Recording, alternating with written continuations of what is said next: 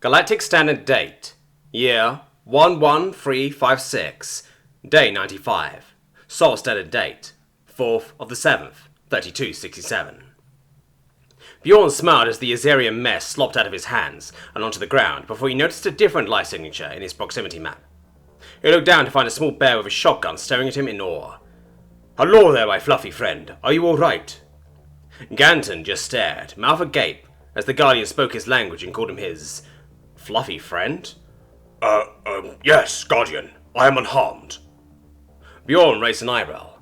"Guardian? Name's Bjorn, friend. I'm no Guardian. I'm a weapon of mass destruction," he said with a chuckle. Ganton bowed his head.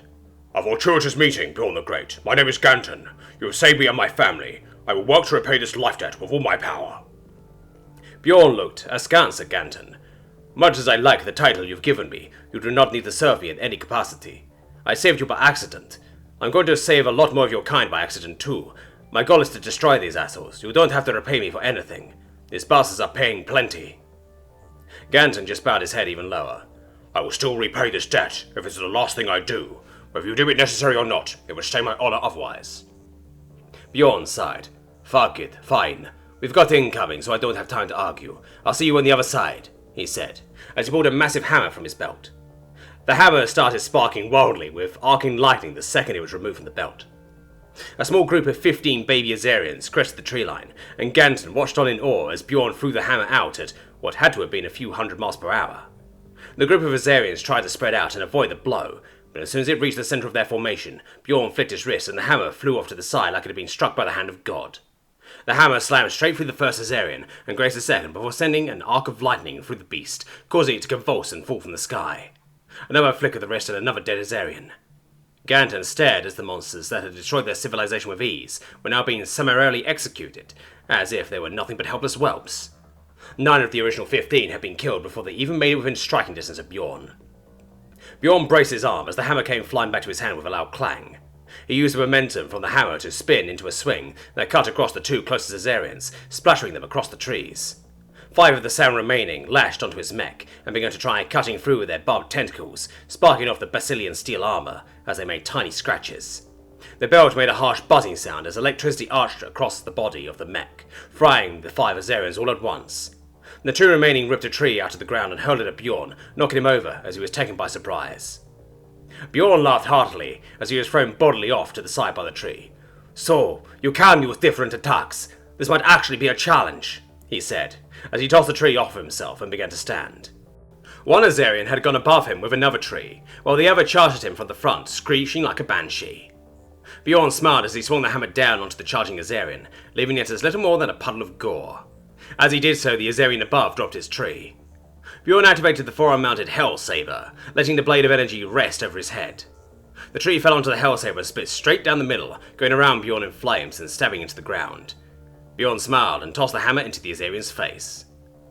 Ganton watched as all 15 were summarily executed, the smouldering halves of the tree creating what looked like a flaming gateway that his hero stood in. It was a testament to the power of Bjorn. He was covered in gore and surrounded in flame, but to Ganton he had never seen such a beautiful sight. His family cautiously walked up to him after coming out of hiding. He looked towards Melina and Trekker and smiled warmly. "We are safe now. Bjorn has come to save us. I don't think he's the only one either. Look at all the other balls of fire dropping through the sky. Our people survive," he said, as he sank to the ground in relief. Melina dropped down and hugged him tight while she cried. Neither of them noticed that Trekker had begun to walk towards Bjorn. Trekker was entranced by the scenes of battle, the display of raw power. He didn't know when he had started walking towards the massive mech named Bjorn, but he suddenly realized that he was only a few feet away, and that Bjorn was staring at him. "Bjorn? He stammered out, looking around nervously.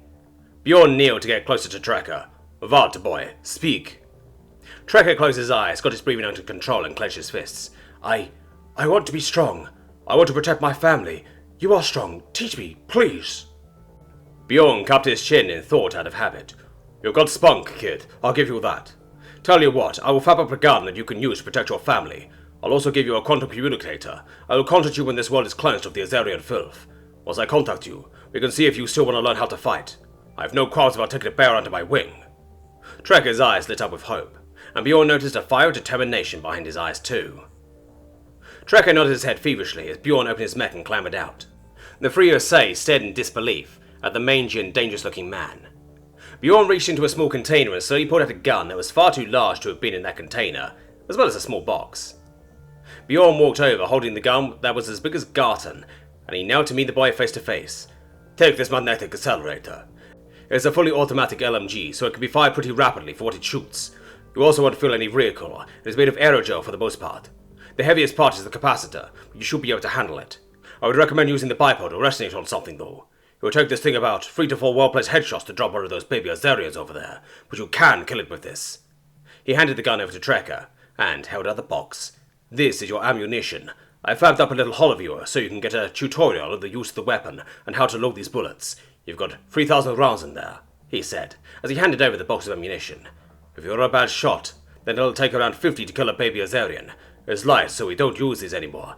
Need a bit more power to fight the Azarians when they come in force. But as long as you're only getting 1 to 2 at once, you should be fine.